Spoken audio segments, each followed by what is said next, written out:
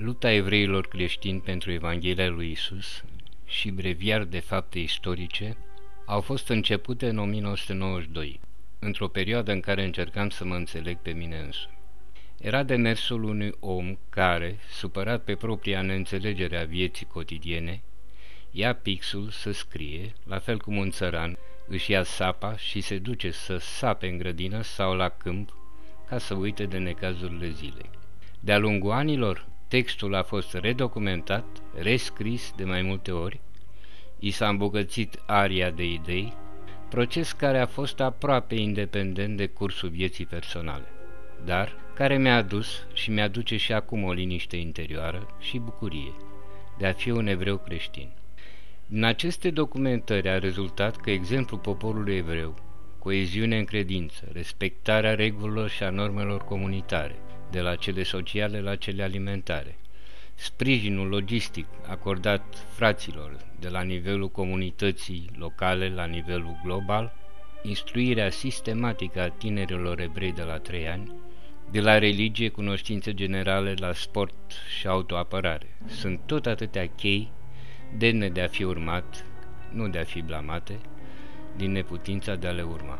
Popoarele creștine să conștientizeze prin liderii lor spirituali și politici faptul că din rândul poporului evreu a pornit formarea poporului lui Dumnezeu.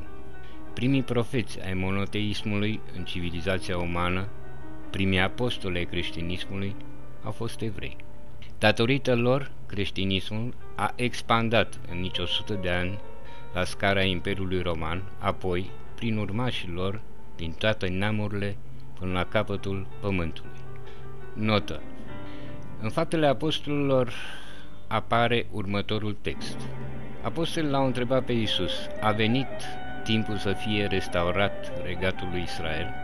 Răspunsul a fost: nu vă este dat vouă să cunoașteți timpul și momentul, dar voi veți primi o forță, aceea a Spiritului Sfânt, care va coborî asupra ființelor voastre.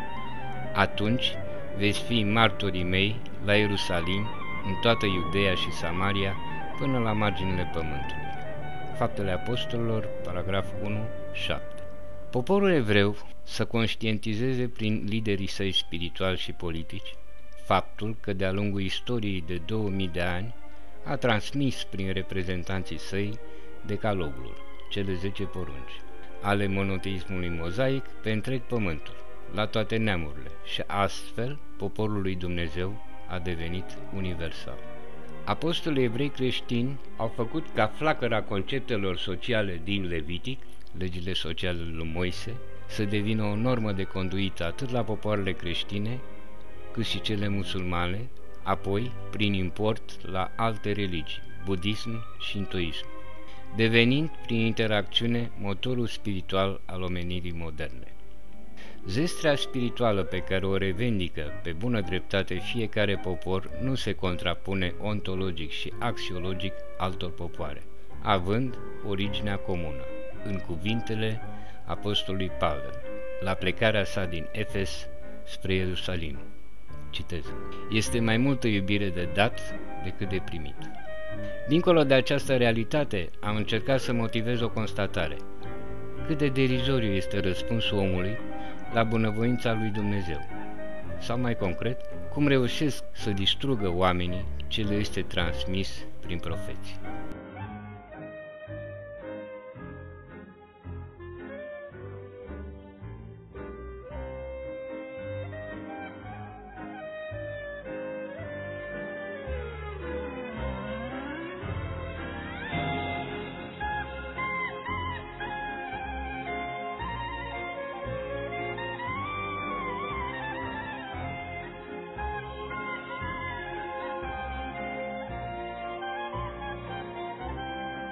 Capitolul 1.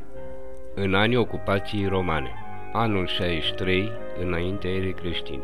Consulul Pompei, în tentativa de a se opune lui Cezar, își stabilește sediul la Damasc. pentru a-și asigura resursele de alimente, ocupă Ierusalimul și întregul regat Iehuda. Reușită favorizată de apelul partidului fariseilor pentru înlăturarea monarhiei și reinstaurarea conducerii iudeilor de către adunarea rabinilor. Sanhedrinul Marelui Templu Mozaic de la Ierusalim.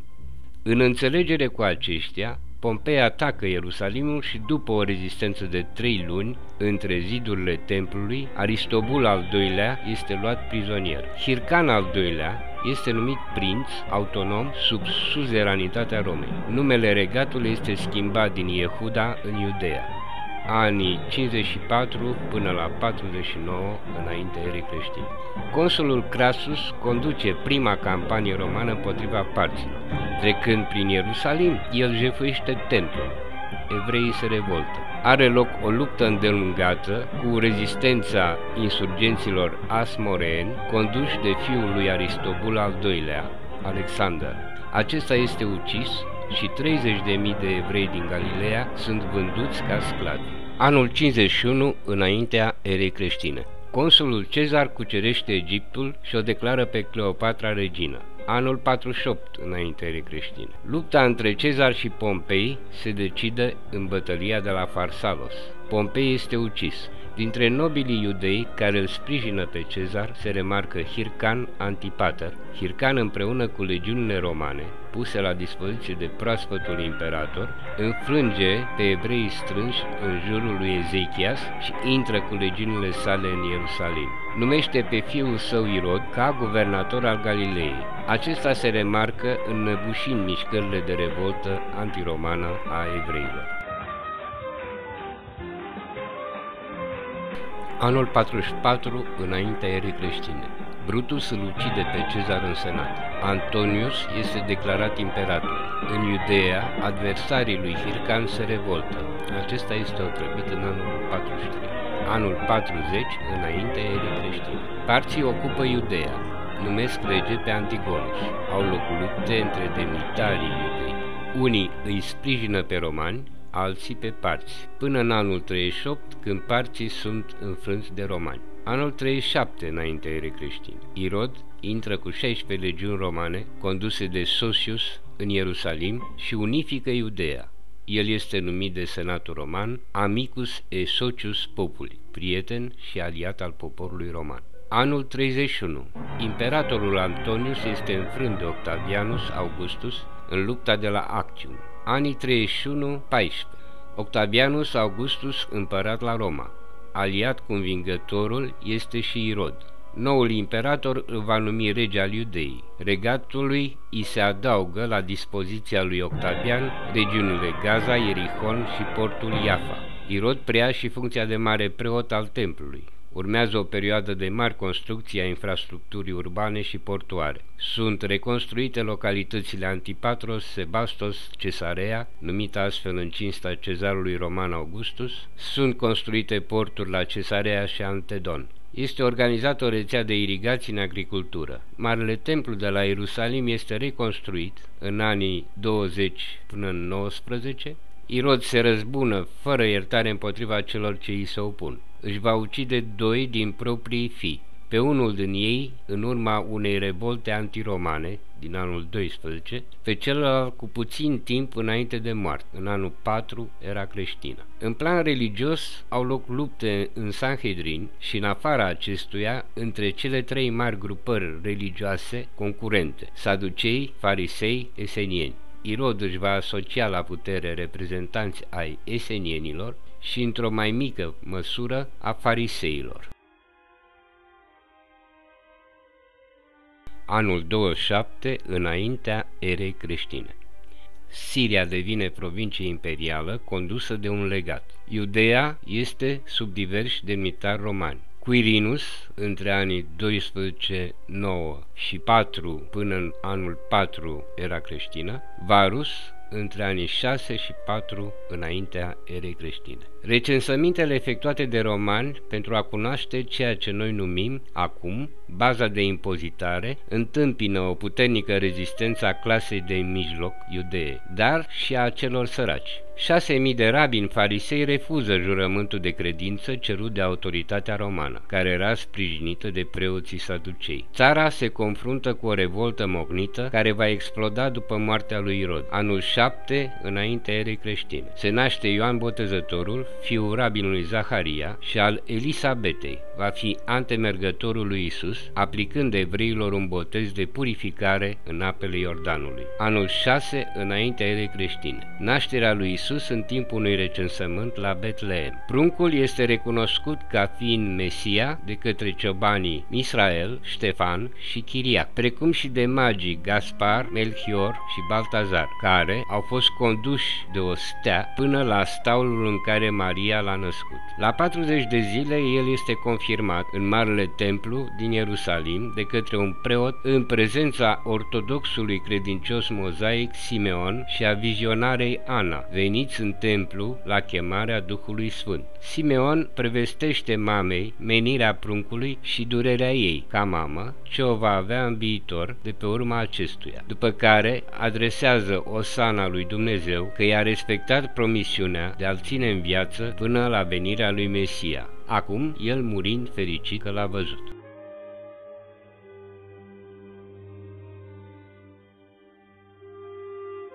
Irod cere să fie omorâți pruncii până în 2 ani, de teamă ca acest copil să nu devină un nou Iuda Macabeul.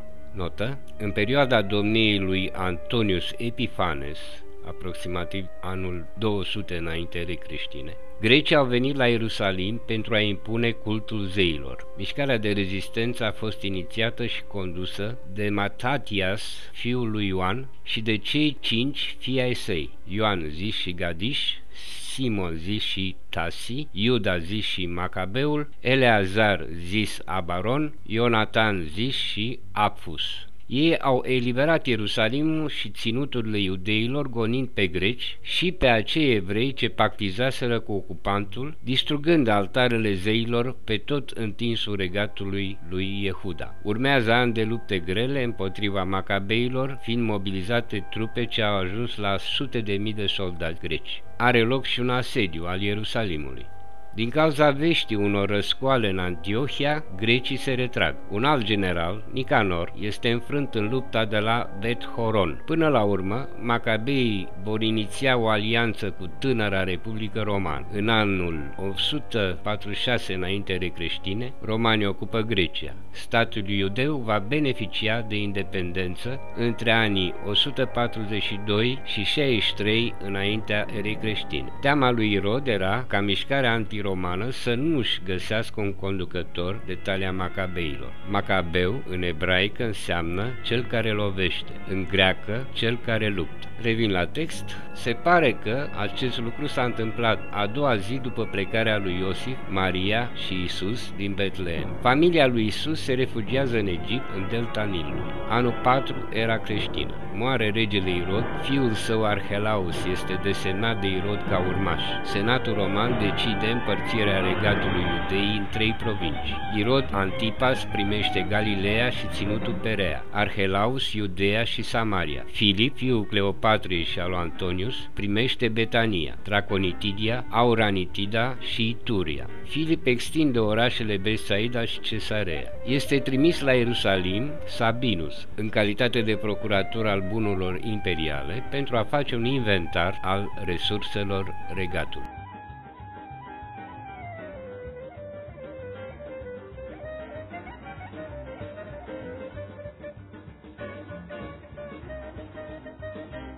Recensământul făcut de romani și slujbași iudei determină revolta populației, susținută și de o parte a rabinilor. Se configurează o mișcare antiromană de eliberare sub conducerea lui Yehuda Galileanu și a rabinului fariseu Sadoc. Sabinus cheamă legiunile lui Varus pentru a restabili pax romană. Mii de răsculați sunt crucificați în anul 6. Perioada 5-30 era creștină. Anul 5.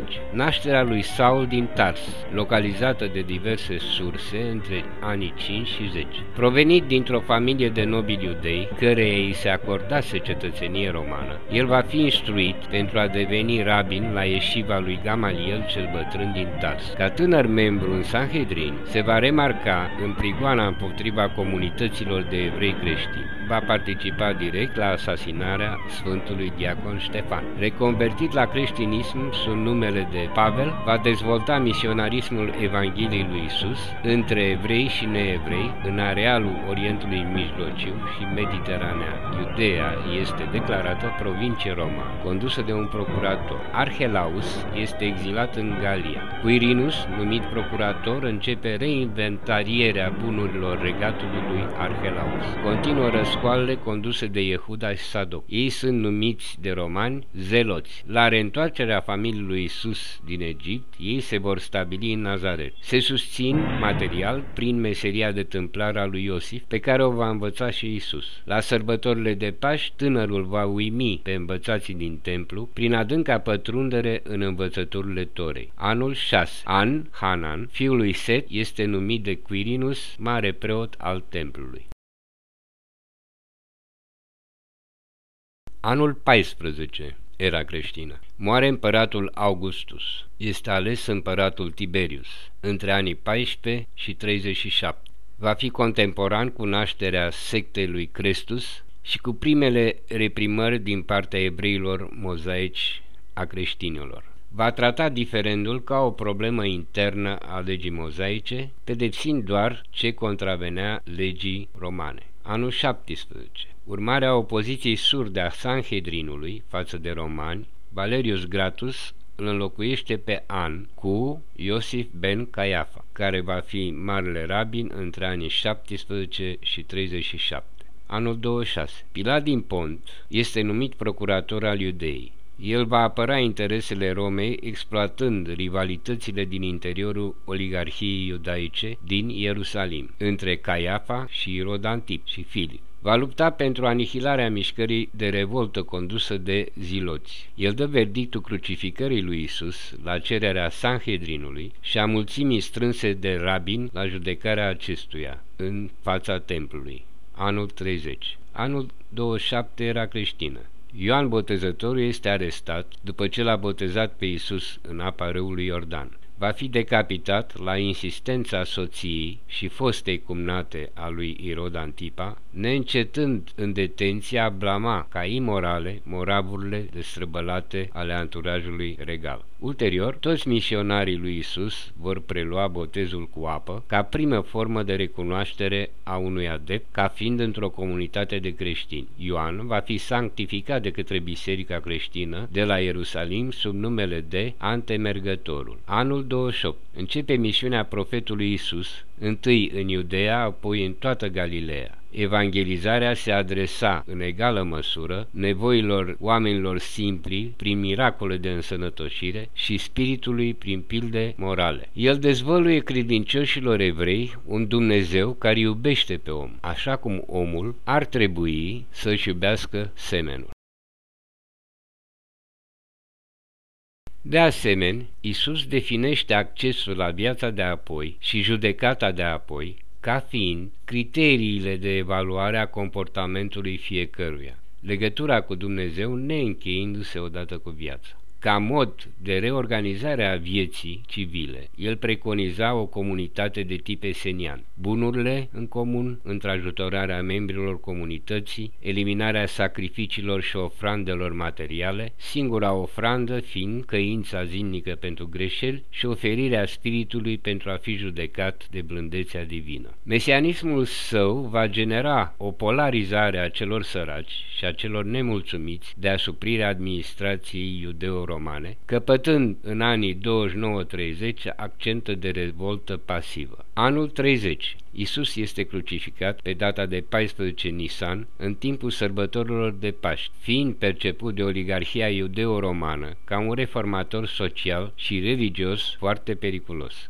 Perioada anilor 30-50 era creștină. Între anii 30 și 35 are loc formarea primelor comunități de evrei creștini la Ierusalim și în Iudeea. Au de asemenea loc confruntări cu evreii mozaici în Marele Templu. Anul 32, lapidarea Sfântului Diacon Ștefan. Plecarea evreilor eleniști în comunități evreiești din afara Iudeii. Antiohia, Bere, Tars. Convertirea rabinului Saul pe drumul Damascului. El se va retrage în Tars aproximativ 12 ani pentru a nu fi ucis atât de habornicii mozaici cât și de evreii eleniști pentru că a participat la lapidarea diaconului Ștefan. Anul 33. Împăratul Tiberius dă dispoziție legatului de Siria Vitelius să destituie pe marele rabin Caiafa și recheamă pe reprezentantul Romei Pilat, acesta fiind înlocuit cu senatorul Marcel. Despre senatorul Marcel se spune că ar fi devenit un adept creștin. După unele izvoare documentare, el ar fi fost gazda apostolului Petru la Roma. Informația este menționată de Francesco Paolo Riccio, fiind cuprinsă într-un apocrif, Faptele lui Petru, la sfârșitul secolului al II-lea, tradusă în latină sub titlul Faptele lui Vericeli. Anii 33-43.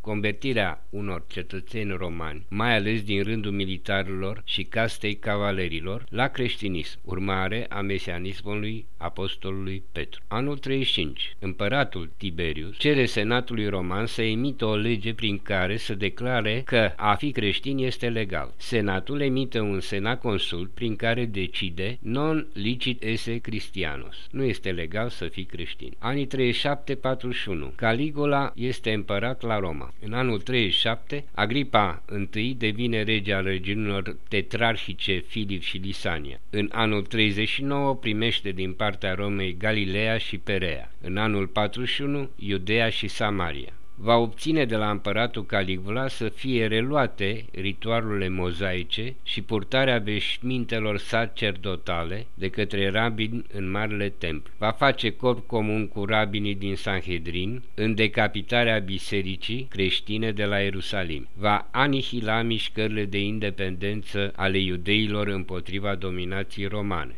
Anii 41-54. Claudiu este împărat la Roma. Va numi rege al Iudeei pe Agripa I. Va fi ostil creștinismului, atât cel din rândul evreilor, cât mai ales a expansiunii acestuia în elita militară și politică din Roma. Cazul trecerii la creștinism al familiei aristocratice a lui Aulo Plauzio și al Pomponiei Grecina, soția lui, este blamat de curtea imperială. Agripa I arestează conducerea bisericii de la Ierusalim de Paști. Petru reușește să iasă în mod miraculos din închisoare. Iacob cel Mare este decapitat. Iacob cel Mic preia conducerea comunității creștine din Ierusalim. Apostolul Petru va părăsi Ierusalimul, continuând misiunea apostolică. Prezența lui Petru la Roma este localizată în anul 42 după Eusebius. Citat: la începutul principatului lui Claudiu, Providența l-a luat de mână pe Petru și l-a condus la Roma. Anul 44. Moare Agripa I. Anii 44-52. Iudeea este condusă de procuratori romani. Cuspus Fadus, anii 44-46, Tiberius Alexandrus, anii 46-48, Ventidus Cumanus, anii 48-52. Anii 48-50. Prima misiune apostolică a lui Saul, apostolul Pavel, împreună cu Barnabe în Siria, la Antiohia și Cipru, la Antiohia de Pisida, Listros și Derbe, unde Saul va lua numele de apostolul Pavel. 49. Dezordini de stradă provocate de conflictele între evreii creștinați și cei de rit mozaic la Roma. Claudiu dă un edict prin care evreii creștini sunt izgoniți din Roma. 49-50. Începe elaborarea Evangheliei lui Marcu, concomitent cu predicarea lui Petru la Roma, la cererea cavalerilor romani creștinați. Perioada 50-80. Anul 50. are loc conciliul Bisericii Creștine de la Ierusalim, conducătorii bisericii dezbat cum trebuie să respecte noi adepți neevrei legea creștină. Este emisă epistola de la Ierusalim prin care popoarele de alte rituri decât cel mozaic se pot converti la creștinism, fiind exceptați de la stricta respectare a legii mozaice. Printre altele, ei nu erau obligați la botezul circumciziei sau să respecte regulile alimentare stricte, care se refereau la interdicția de a consuma alimente declarate în ghilimele spurcate și definite în ritualul iudaic. Nu le era interzis să intre în casele celor de altă religie, cum era cazul evreilor de rit mozaic, sau a-i primi ca musafiri. Singurele cerințe erau să primească botezul cu apă, să nu facă ofrande sau sacrificii zeilor, să respecte cele 10 porunci, să se abțină de la consumul de animale sugrumate sau de sânge. Aceste derogări nu erau valabile pentru evreii creștini, ei trebuind să respecte în egală măsură perceptele legii mozaice. Anii 50-53. A doua misiune apostolică a lui Pavel în Macedonia, la Filipium, și Grecia, în Salonic, Corint, Atena, Efes. Aici, grupul misionar primește în rândul inițiaților primul discipol impur etnic. Este vorba de Timotei, originar din Listros. Pentru a nu încălca poziția inițiaților evrei creștini, el este botezat întâi în rit mozaic, apoi creștin cu apă și botezul prin Spiritul Sfânt. Activitatea intensă a grupului misionar nu întâmpină greutăți serioase din partea autorităților romane. Opoziția evreilor mozaici se manifestă direct sau indirect prin incitarea populației locale. Astfel, în 51 la Corint sau în 53 la Efes, prin incitarea argintarilor care își vedeau munca periclitată prin renunțarea celor creștinați la a mai construi temple și statui pentru zei. Va fi înființată a doua mare biserică creștină din Antiohia. Ea va lua locul bisericii de la Ierusalim ca centru al dezvoltării mesianismului creștin. În anul 57 îi se va alătura biserica creștină din Efes. Acestea sunt primele în care preponderența creștinilor este de partea creștinilor neevrei. Anii 52-60. Felix Antonius devine procurator al Siriei și al Iudeii. El ia de soție pe Drusila, sora lui Agripa, al doilea. Va înăbuși revolta ziloților, îl va condamna la moarte în anul 58 pe marele preot Ionatan, care a participat activ la mișcarea de independență a iudeilor. Anii 53-57. A treia misiune a lui Pavel în Grecia, la Efes și la Corint. Înființarea școlii de inițiere creștină de la Efes, în anul 57, în Tars. Luca menționează prima oară ritualul euharistic de duminică în cadrul comunității creștine. Frângerea pâinii, anii 54-68. Nero, împărat la Roma, îl numește pe Agripa al doilea rege în Galileea, Perea și inspector al Marelui Templu. Anul 57. De Paști la Ierusalim, Pavel încearcă să elimine disputele din interiorul comunității de evrei creștini și este atacat în fața templului de un grup de evrei pentru a fi lapidat. Este salvat de o garnizoană romană aflată în apropiere. Centurionul Lisias îl trimite în Cesarea la procuratorul Felix pentru a-l proteja de intenția perpetuă a rabinilor din Sanhedrin de a ucide pe ereticul apostol, fostul lor coleg, rabinul Saul. Rămâne în detenție 2 ani. Anul 59. Judecata lui Pavel în fața regelui Agripa al doilea are loc în Cesarea. Este prezent legatul roman Festus și o delegație a Sanhedrinului. Decizia favorabilă a regelui este contestată de marele rabin An. Pavel cere și obține trimiterea lui spre a fi judecat de instanța imperială de la Roma, unde ajunge în anul 60. Anul 62. Prefectul Romei, Buro, îl declară nevinovat pe apostolul Pavel. Misiunea evanghelică a lui Pavel la Roma are loc între anii 60-67. În anul 62, Nero declară zeificarea sa obligatorie în întreg imperiu. Sunt urmăriți cei care nu o respectă. de regulă stoicii, greci și creștinii. Evreii mozaici din Roma folosesc toate mijloacele, inclusiv bunăvoința soției evreice a lui Nero, Pomponia, pentru a genera o atmosferă de suspiciune și ură împotriva creștinilor. Anul 64, pentru a descrie un incendiu care să fie consemnat în opera sa poetică, Nero organizează incendierea Romei, după care declară vinovați pe creștini. Procuratorul Romei, Tigellinus, organizează arestarea în masă a creștinilor și uciderea lor în amfiteatre. Împăratul Nero pune la dispoziție pentru masacre propriile sale grădini. Anii 66-73. Iudeea se răscoală împotriva dominației romane. Rezistența durează 7 ani. Insurecția iudeilor este punctul culminant al revoltelor ce s-au desfășurat încă de la începutul secolului, pe moartea lui Irod din anul 4. Ierusalimul este eliberat prin acțiunea comună a poporului și a rabinilor. Cestius Gallus mobilizează legiunea 12-a și alte cohorte pentru a ataca Ierusalimul. Este înfrânt cu ocazia sărbării de Sucot, sărbătoarea corturilor, de către iudei. Iudeea este declarată independent. Se formează un guvern insurecțional format din 70 de membri. Iudeii formează 3 armate, cea de la Ierusalim, condusă de Iosif Gurion și marele rabin Hanan, cea din ținutul edomicilor, condusă de Iosua ben Tsefafa și Eleazar ben Hnani, cea din Galileea, condusă de Iosif ben Matitahu. Erau în total 100.000 de războinici. Împăratul Nero desemnează pe Vespasian și Titus în fruntea 600.000 de soldați să atace trupele iudee. Romanii debarcă la Acra, pe care o cuceresc. Trupele din Galileea sunt înfrânte și generalul Iosif ben Matitahu se va preda. El va fi considerat de evrei trădător și numele său va fi șters din istoria evreilor, dar va rămâne în istoria universală ca istoric Iosefus Flavius prin lucrările sale privind războaiele iudeilor. În anul 70, Titus ocupă Ierusalimul. Marele templu este incendiat. Din el va rămâne doar zidul plângerii până astăzi.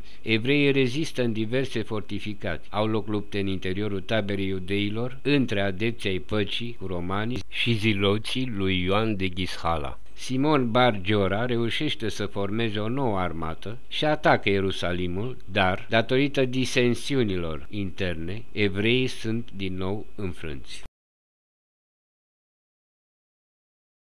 Ultima fortificație care cade va fi Masada, apărată de sicarii lui Eleazar. În anul 73 de Paști, toți apărătorii împreună cu familiile lor se vor sinucide. Evreii sunt vânduți ca sclavi sau uciși în luptele de gladiatori din Siria. O parte din tineri sunt înrolați în legiunea romană Macedonica, care va ajunge și pe meleagurile oltene ale României. Averile templelor mozaice sunt date templelor romane. Bar Giora este ucis în timpul celebrării triumfului lui Vespasian și Titus la Roma. Perioada este marcată de apariția unor texte mesianice la evrei, cum ar fi Apocalipsa după Ioan pentru evrei creștini la Patros în Grecia, Mișna și Zohar pentru evrei mozaici. Învățații mozaici sub conducerea rabinului Iohanan ben Zakkai și a lui Gamaliel Diavne în anul 70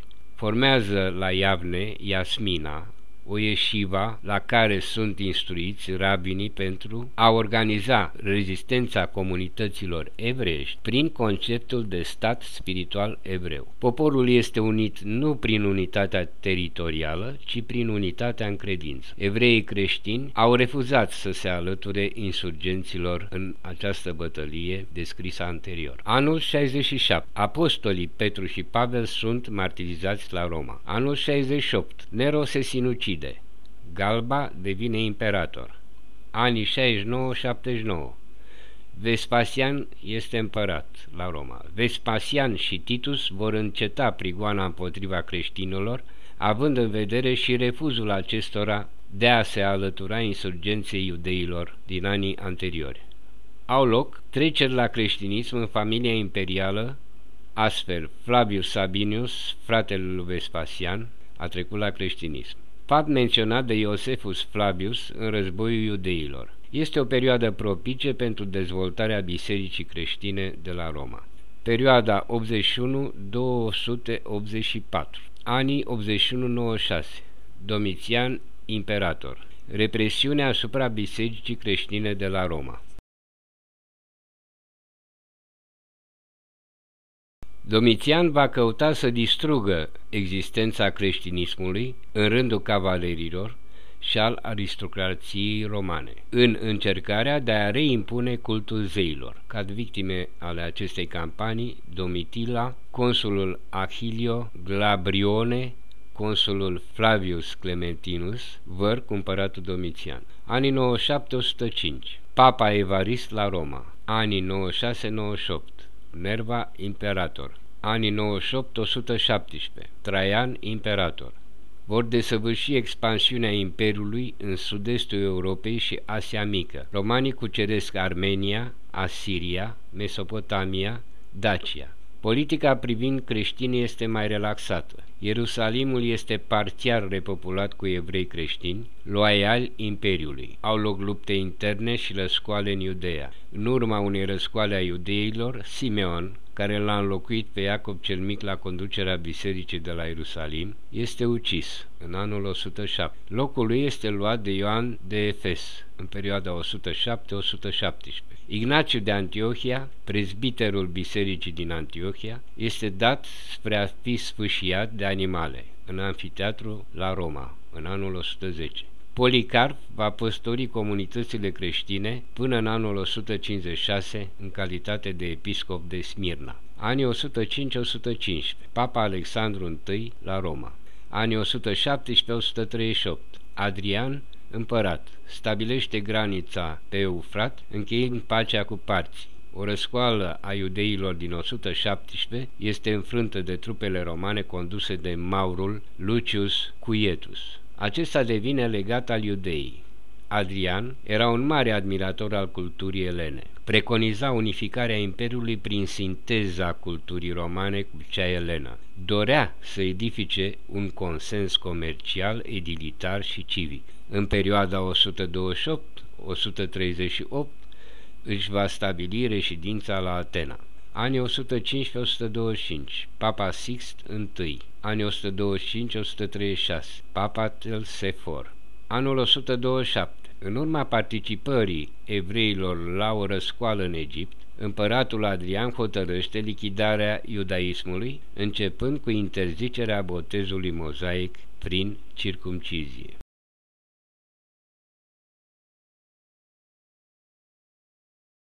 În anul 130, împăratul vizitează Ierusalimul și hotărăște reconstrucția orașului ca urbe de tip roman, sub numele de Aelia Capitolina. Templul urma să fie reconstruit și închinat lui Jupiter. În anul 132, după 2 ani de pregătire, iudeii încep ultimul lor război împotriva Romei. Rabinul Akiva îl numește pe Simon ben Koshiba Mesaia, cu numele de Bar Kokhba, fiul Stelei, și conducător al armatelor iudee. Garnizoana condusă de Tinus Rufus și întăririle venite din Siria sunt înfrânte.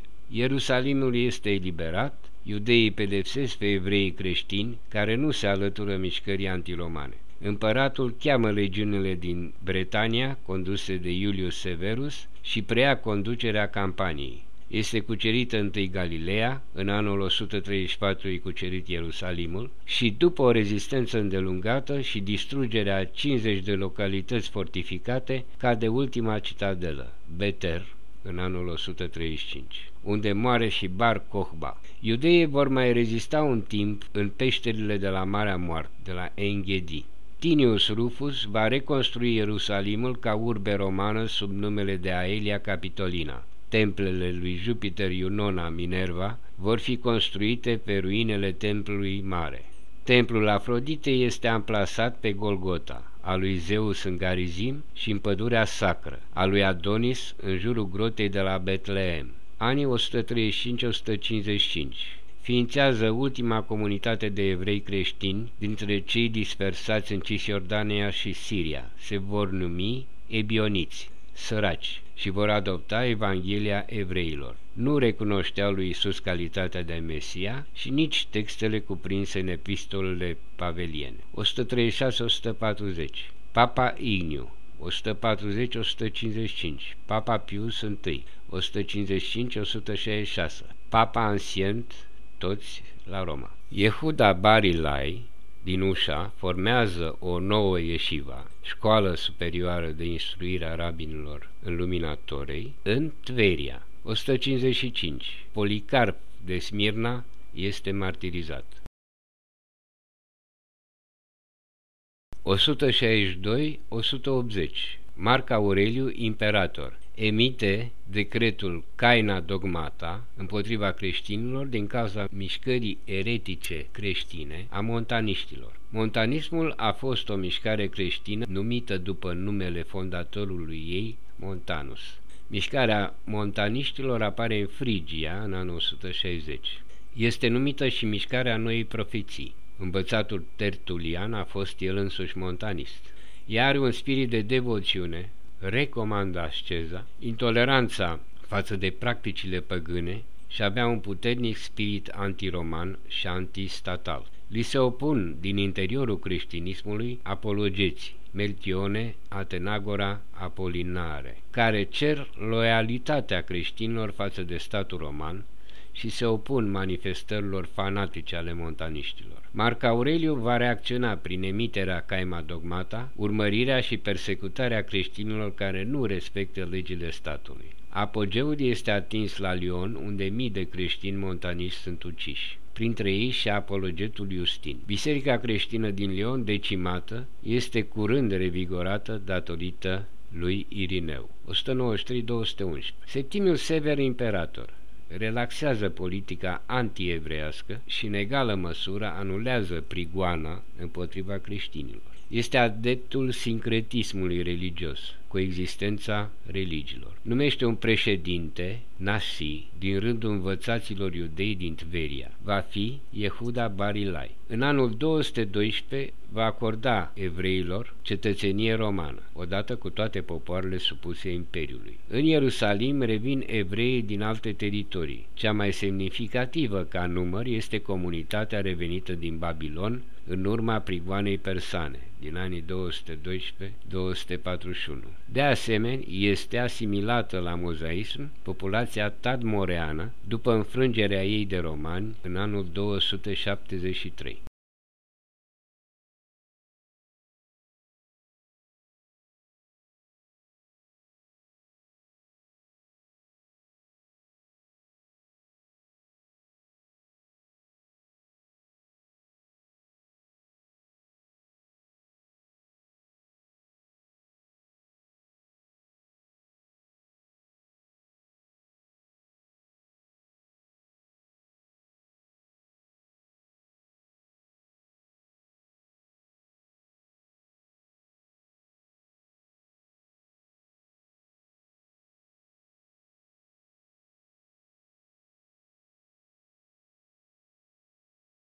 Capitolul 2. În anii ocupației bizantine, perioada 284-638.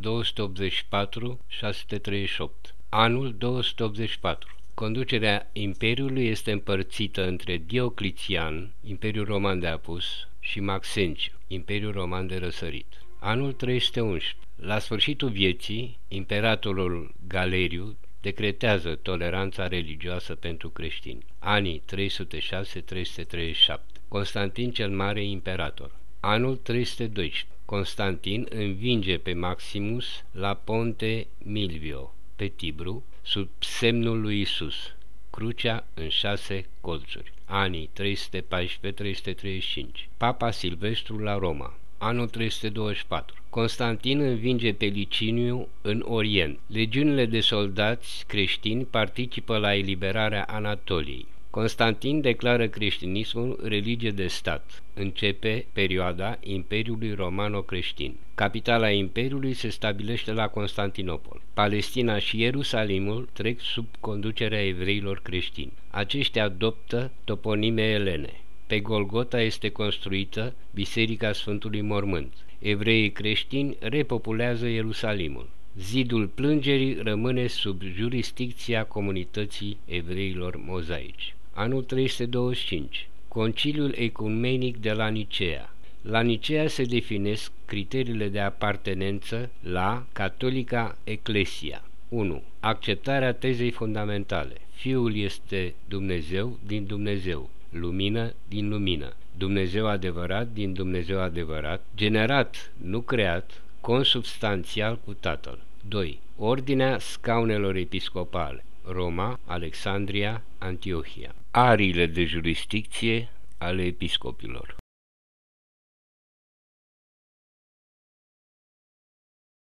3. Data Paștelui este stabilită de comun acord, lucru care nu s-a respectat datorită diferențelor de calendar între Orient și Occident. 4. Celibatul clericilor, care nu puteau locui decât alături de mame și de surori. Anii 351-353. Răscoala evreilor mozaici de la Ierusalim.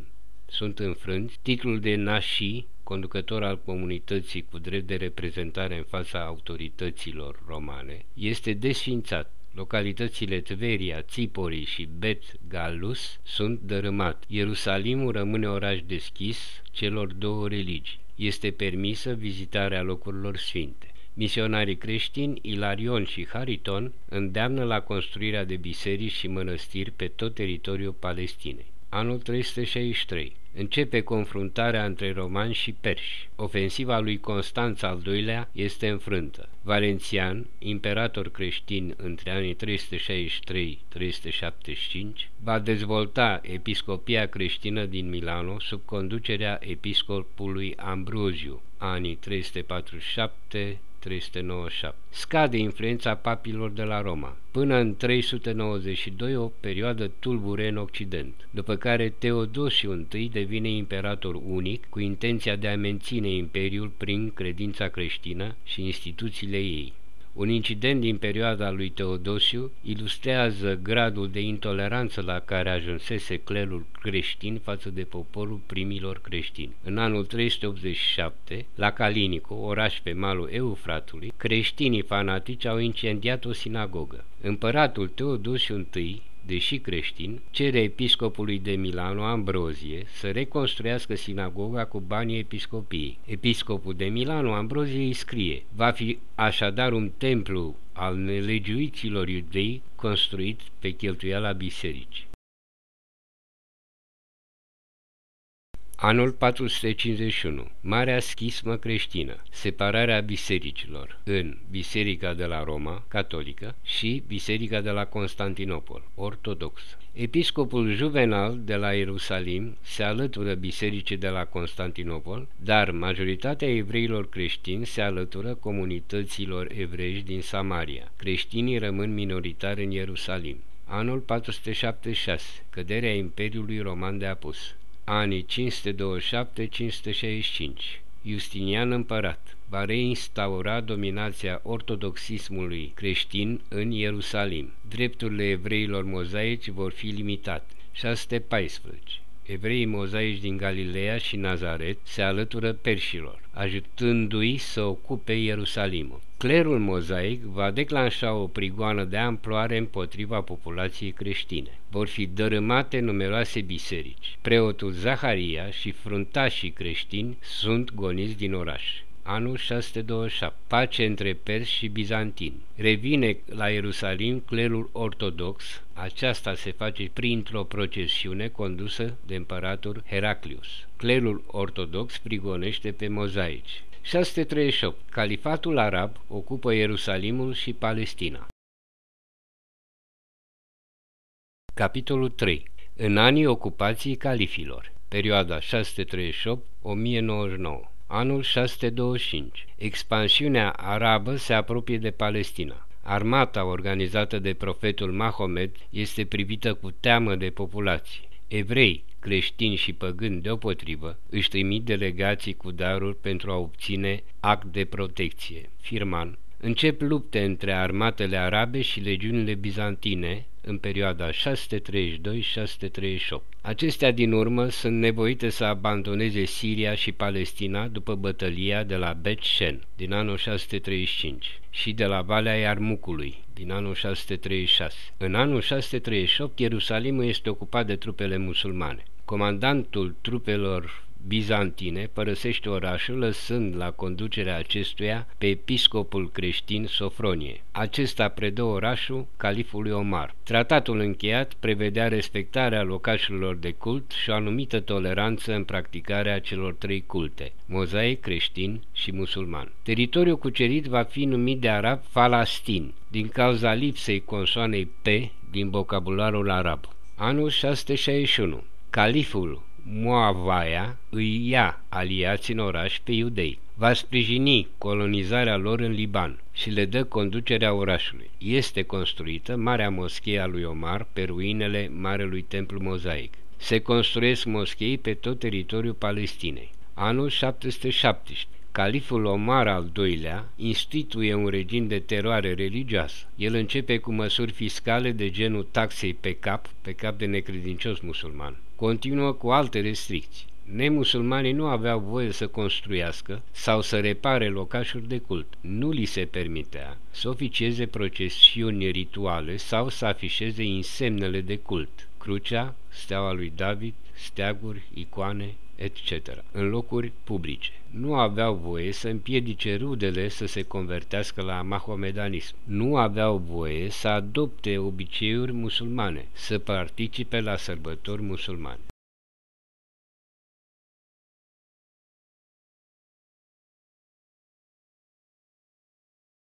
Nu aveau voie să construiască locuințe mai înalte decât ale musulmanilor. Ciudat, de asemănătoare, această decizie cu cele aplicate în istorie de alte regimuri intolerante sau xenofobe pe criterii religioase sau nu. Ca exemplu, Inchiziția, fascismul, comunismul. Califii din dinastia Abbas au impus semne distinctive în vestimentația, în ghilimele, a necredincioșilor. Iudeii trebuiau să poarte pălării galbene, creștinii pălării de culoare albastră, iar ceilalți necredincioși pălării de culoare roșie. Au loc campanii de trecere forțată la mahomedanism. Datorită opoziției hotărâte atât a mozaicilor cât și a creștinilor, ei încep un exod în masă din Ierusalim, nevrând să renunțe la credință. Autoritățile musulmane sistează convertirea forțată. Ca premiu, cei ce o vor accepta vor primi funcții publice. O vor face membrii unor familii cu stare iudee și mult mai puțin creștini. Aceștia se vor constitui în factori de sprijin în infrastructura puterii musulmane. Practicarea cultului de origine o vor ține în mare secret. Biserica Sfântului Mormânt de pe Golgota este dărâmată. Comunitățile creștine în Palestina sunt grupate în Ierusalim, Tveria, Betlehem, Nazaret și localitățile maritime. Comunitățile iudeilor sunt grupate în Galileea, Negev și la Ierusalim. Anul 998. Beduinii din tribul Tai sunt desemnați să guverneze Palestina în numele califilor. Aceștia se declară independenți. Urmează o perioadă de războaie civile până la venirea cruciaților. Fenomen ce va diminua viața economică, ruinând comunitățile locale și determinând o micșorare a numărului de locuitori din Palestina. Aceștia vor fi izgoniți de cruciați. Capitolul 4. În anii ocupației cruciaților. Anii 1099-1291.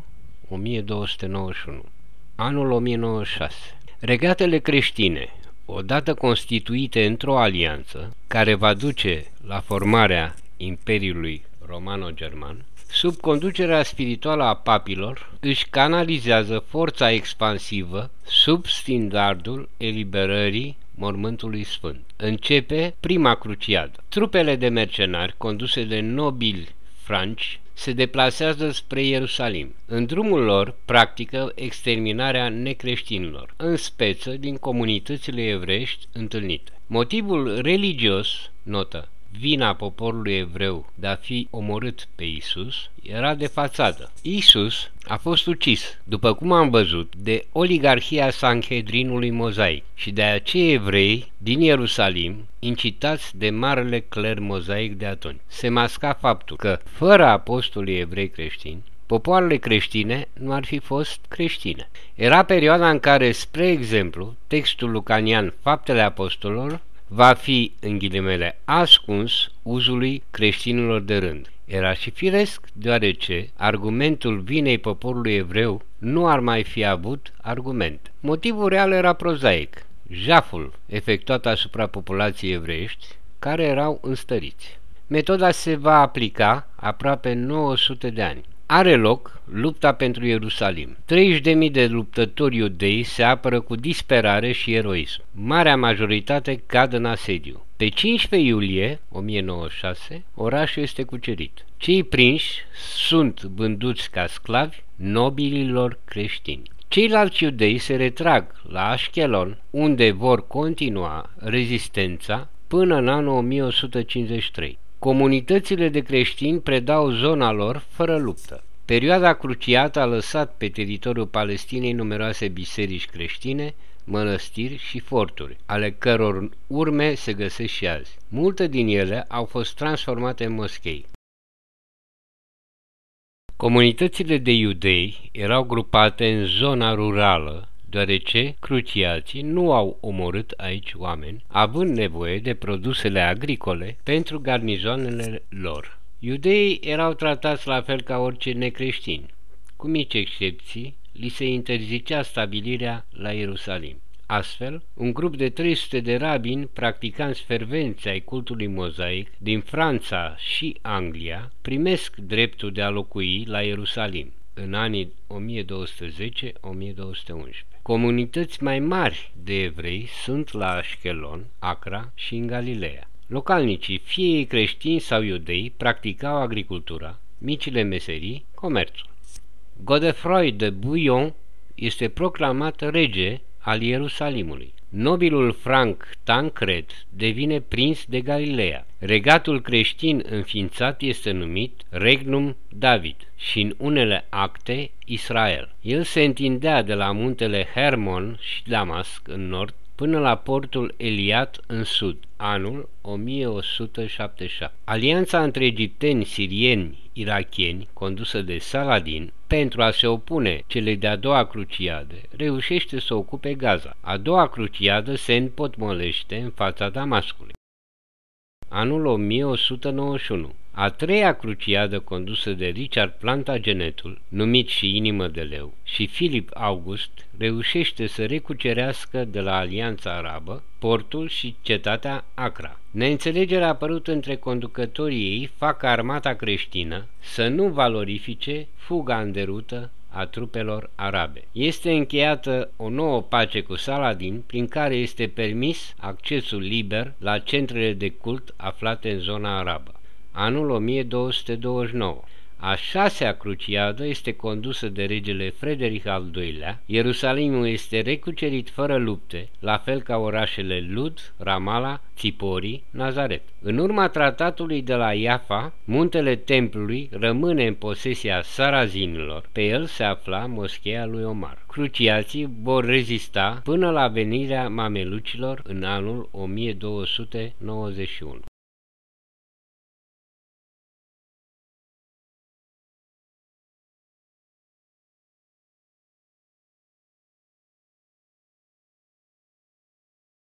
Capitolul 5. În anii ocupației mamelucilor, anul 1516. Mamelucii înving pe cruciați în bătălia de la Acra. Ei restabilesc regimul musulman pe sistemul de organizare autarhică. Astfel, Palestina este izolată de regatele creștine. Este interzisă intrarea călugărilor creștini de teamă că vor introduce, odată cu venirea lor, perceptele Inchiziției. Mamelucii permit întoarcerea evreilor. fenomen ce se va amplifica după salvconductul dat de Vatican în anul 1488, prin care evreii persecutați pentru credință de către Inchiziție pot pleca în Palestina. Astfel, va începe o mișcare umană de reîntoarcere a evreilor în Palestina. Ea va dura, cu variații de intensitate, până în secolul 20. În schimb, comunitățile creștine se vor diminua, menținându-se mai mult pe teritoriul actualului Liban, creștini de ritul maronit. Dominația mamelucă se va termina odată cu invazia otomană.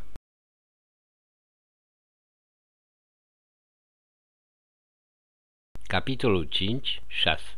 În anii ocupației otomane, sionismul, geneza reîntoarcerii. Anul 1516. Trupele Imperiului Otoman ocupă Palestina și Egiptul, în urma bătăliei de la Debek, perioada 1481-1512.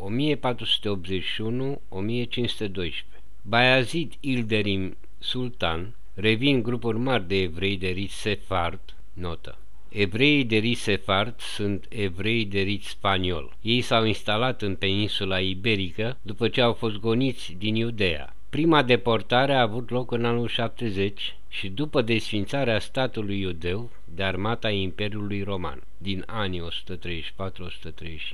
Arealul de dispersie a fost de-a lungul teritoriilor limitrofe Mării Mediterane. Ei s-au instalat în peninsula iberică odată cu instalarea califatelor arabe din secolul VIII. Au fost expulzați din Spania în 1492 prin decretul din Alhambra dat de regina Isabela la îndemnul episcopului iezuit Francesco de Loyola și ulterior izgoniți din Portugalia. Au emigrat în nordul Africii, în Italia, în Orientul apropiat, în peninsula balcanică, apoi în Anglia, Olanda și America. Prima comunitate înființată în jurul sinagogii Kahal Tzur, Israel, din statul Pernambuco, Brazilia. Au vorbit vreme de sute de ani limba ladino sau iudeo-spaniolă, având la bază dialectul castilian. Revin la text. Evrei de rit sefard se stabilesc în peninsula iberică. Au fost expulzați din Spania în 1492 și ulterior din Portugalia. Anii 1777. Sosește un val de evrei așchenazi. Notă. Evreii de rit așchenaz, după ce au fost goniți din Iudeea, prima deportare a avut loc în anul 70 și după desfințarea statului iudeu de armata Imperiului Roman din anii 134-135.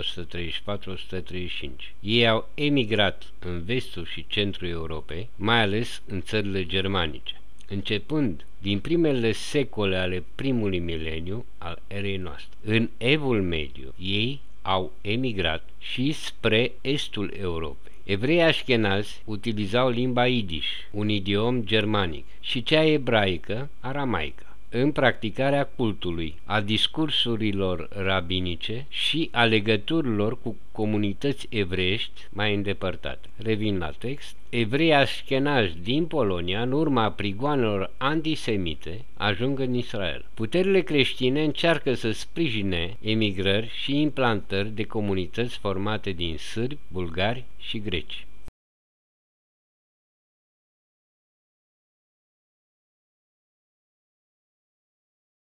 Metoda era de a plăti vesteriei turcești importante sume de bani, pentru ca aceia care și-au menținut credința creștină să devină supuși austriac, englez sau francez. Astfel, aveau posibilitatea de a practica atât cultul creștin, catolic, ortodox sau protestant, cât și de a exercita o meserie pentru asigurarea existenței. Creștinii trăiau în jurul așezămintelor religioase care mai erau. Anul 1789. Revoluția franceză dă drepturi egale tuturor cetățenilor, inclusiv evreilor, din comunitățile aflate sub jurisdicție franceză. Primul Sanhedrin legal al evreilor din epoca modernă este ținut la Paris. 1830-1850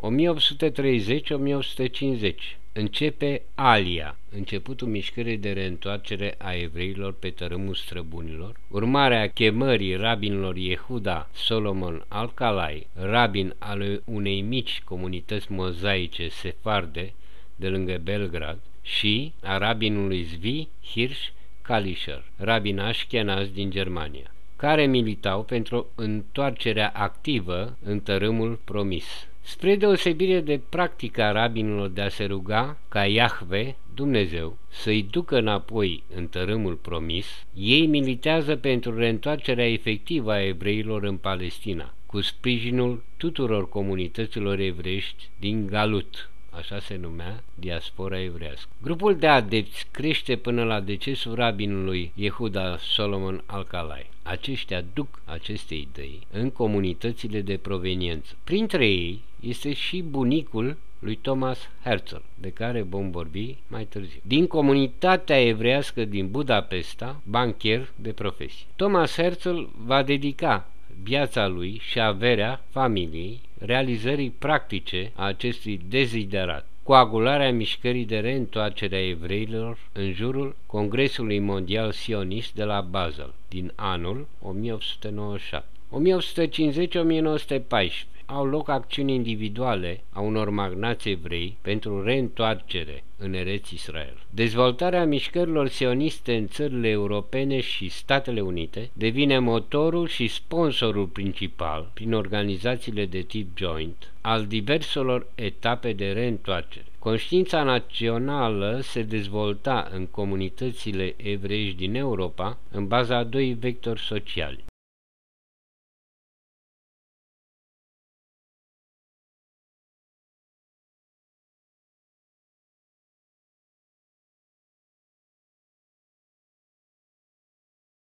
Unu. Succesiunea a două stări de spirit în comunitățile din Europa, de integrare în majoritate a evreilor și de rezistență și organizare în fața manifestărilor de intoleranță și antisemitism din partea populației creștine. Cum această succesiune avea timp diferiți în diferite țări europene, inclusiv Imperiul Rus, comunitățile evreiești erau într-o continuă căutare de soluții. 2. Formarea conștiinței naționale, ralierea evreilor în jurul credinței mozaice și a voinței de a se reîntoarce în ținutul făgăduit, pentru a reface țara lui Israel. Un mare număr de imigranți au luat drumul Americii, de unde, peste nici 70 de ani și până acum, va veni principalul suport financiar al jointului. O altă inițiativă a fost a magnatului evreu Maurice de Hirsch, finanțator, printre altele, a construirii căilor ferate din Balcan și Orient, de a trimite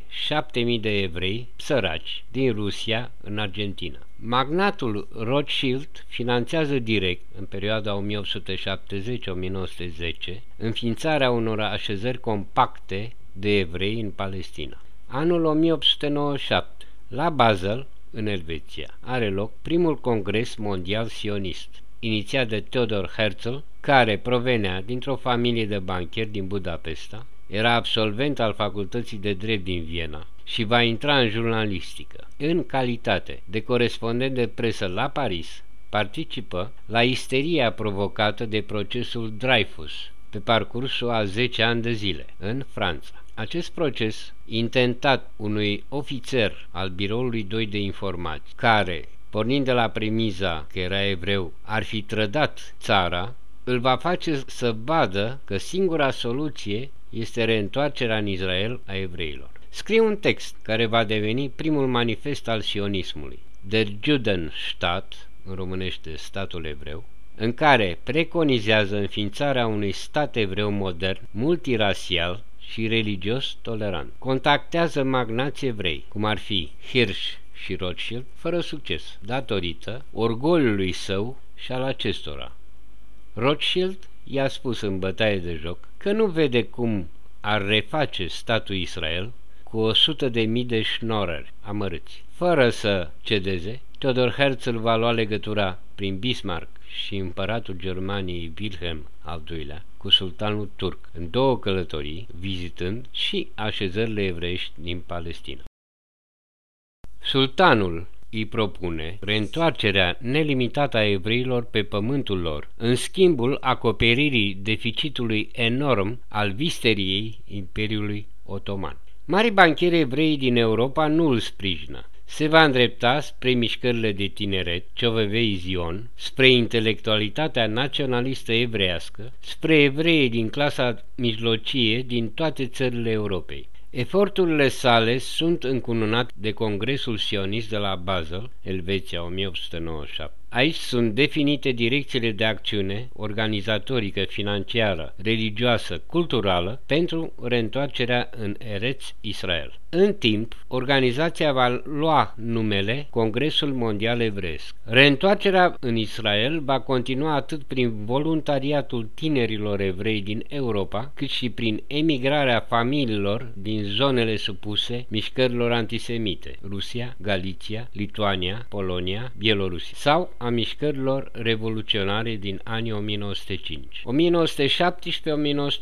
la intrarea trupelor engleze conduse de generalul Allenby în Palestina, populația formată din 560.000 de arabi și 55.000 de evrei trăia pe un teritoriu arid și sărăcit de administrația turcă, de război și blocadă. Tinerii evrei și familiile lor vin să cultive pământul în Israel. Mișcarea numită Alia evreilor se extinde de la zonele urbane spre cele rurale. Evreii noi veniți reiau ocupații agricole în condiții foarte grele, secând mlaștini, făcând față penuriei alimentare și bolilor, în speță malaria. De menționat că primii evrei imigranți care au înființat localități agricole în zone aride au fost cei din România, conduși de Moshe David Yankovici. Au urmat cei din Yemen, 1882, Rusia, Bilumili, începând cu 1903, Ucraina și Basarabia, în anii 1905-1925. Aceștia din urmă vor forma primele comunități sătești, forma de organizare având o pregnantă asemănare cu modelul esenian din perioada lui Isus. Primul a fost chibuțul Gania, înființat la inițiativa lui Iosif și Miriam Baratz.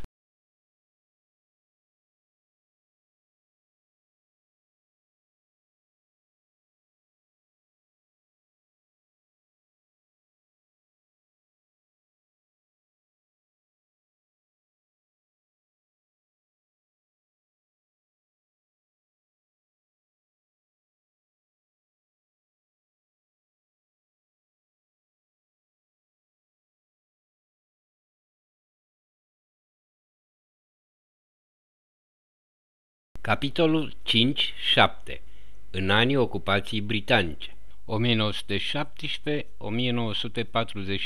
1918. În ianuarie, după declarația Balfour dată de Liga Națiunilor de la Geneva, au loc contacte între reprezentanți și lideri ai mișcării sioniste și ai mișcării pan-arabe. Notă. Mișcarea sionist, mișcare naționalistă evrească, statutată în urma Congresului de la Basel, scopul era reîntoarcerea evreilor pe teritoriul vechiului Israel pentru a își restabili un cămin național, punând capăt peregrinării și persecuțiilor ca minoritari în țări străine. Mișcarea naționalistă de formare a Marelui Stat Arab, care ar fi inclus actualul teritoriu din Iran, Irak, Arabia Saudită, Yemen, Palestina, Siria, Sinai, inițiată de emirul Hussein la începutul secolului 20, având ca mentor pe lordul Lawrence și consilieri militari englezi. Revin la text. 1918-1919.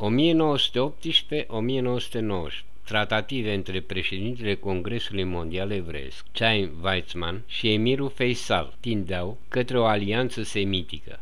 Dar interesele Angliei și Franței au blocat acest moment unic de posibilă colaborare, ducând la un război între veri ce durează până acum. În vara anului 1918, Chaim Weizmann are o întâlnire la Aqaba, port la Marea Roșie, în peninsula Sinai, cu Faisal, fiul emirului Hussein și lider al revoltei arabe din timpul primului război mondial. El susține ideea unei alianțe în tratativele de pace de la Paris.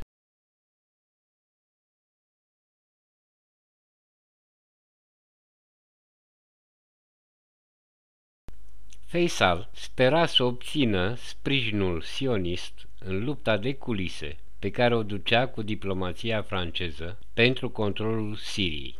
Punctul culminant pozitiv apare în decembrie 1918 la un prânz oferit de Lord Rothschild la Londra. Aici Faisal declară: niciun arab nu poate să fie suspicios în ce privește naționalismul evreu. Spun evreilor: bine ați venit acasă și vom coopera cu ei în limitele statului arab. Notă: statul arab în viziunea lui Faisal cuprindea Palestina în totalitate, urmând a se stabili o formă de autonomie pentru teritoriul acordat evreilor sioniști în cadrul acestui stat. Revin la text. Se semnează o declarație comună în care se trasează direcțiile de principiu ale relației între statul arab și mișcarea sionistă. Condiția emirului a fost ca acest tratat să rămână secret până la declararea independenței statului arab și în urma respectării articolelor și convențiilor de către ambele părți. Interesantă este forma de prezentare de la începutul protocolului. Citez: Maestatea sa regală, emirul Faisal, reprezentând și acționând din partea regatului arab din Hejaz, și dr. Chaim Weizmann,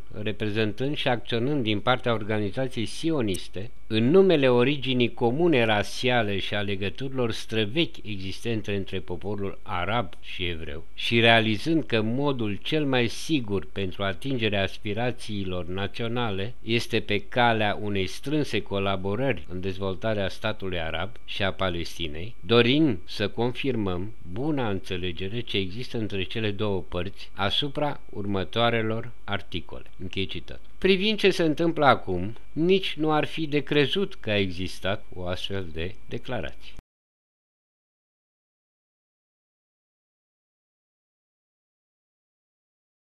În tratat se garanta evreilor emigrarea liberă și așezarea lor pe teritoriul Palestinei. Se ofereau garanții reciproce în ce privește siguranța arabilor și a posesiunilor acestora, precum și sprijinul financiar, asistența tehnologică acordată de evrei pentru dezvoltarea economică a populației arabe din Palestina. O săptămână mai târziu, partea sionistă convine cu partea arabă câteva cerințe esențiale. Portul Haifa va fi zonă liberă pentru ambele părți. Aqaba va deveni port liber. Pe 6 februarie 1919, emirul Faisal, în cuvântarea susținută în fața conferinței de pace de la Paris, în care solicita independența Arabiei, menționează acordul și garanția sa pentru o Palestină, citez, enclavă a sioniștilor evrei. Speranța lui Faisal era ca Weizmann să sprijine total pe arabi în diferendul lor cu Franța, urmând a forma o antantă semitică.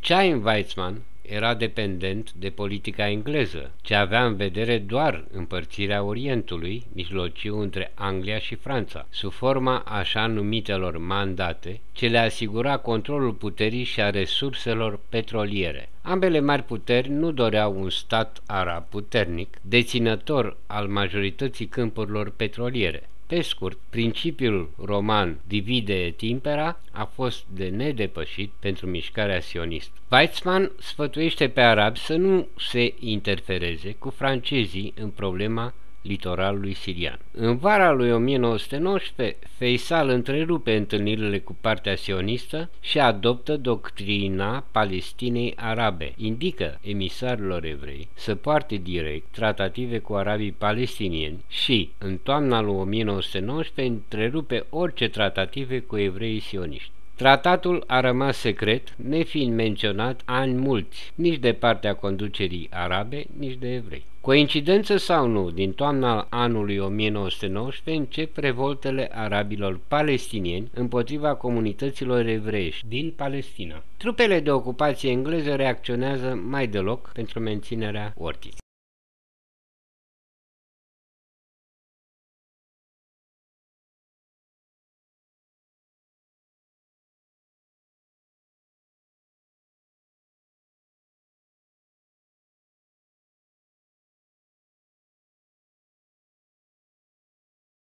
Anul 1920.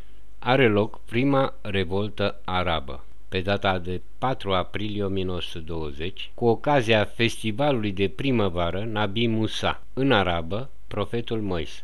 era celebrarea profetului în folclorul musulman palestinian timp de 7 zile și consta într-un pelerinaj arab la Ierusalim, la mormântul profetului, care era considerat de arabi a se afla în zona localității Ierihon. Pelerinajul a fost instituit de Salah ad-Din Yusuf ibn Ayub Saladin pe la anii 1150 pentru a contracara sărbătorile creștine de Paște la Ierusalim. După 3 zile de confruntări, rezultatul a fost 5 evrei morți, 211 răniți, 4 arabi morți, 21 arabi răniți și 7 soldați britanici. 300 de evrei sunt izgoniți, în ghilimele evacuați, din vechiul oraș.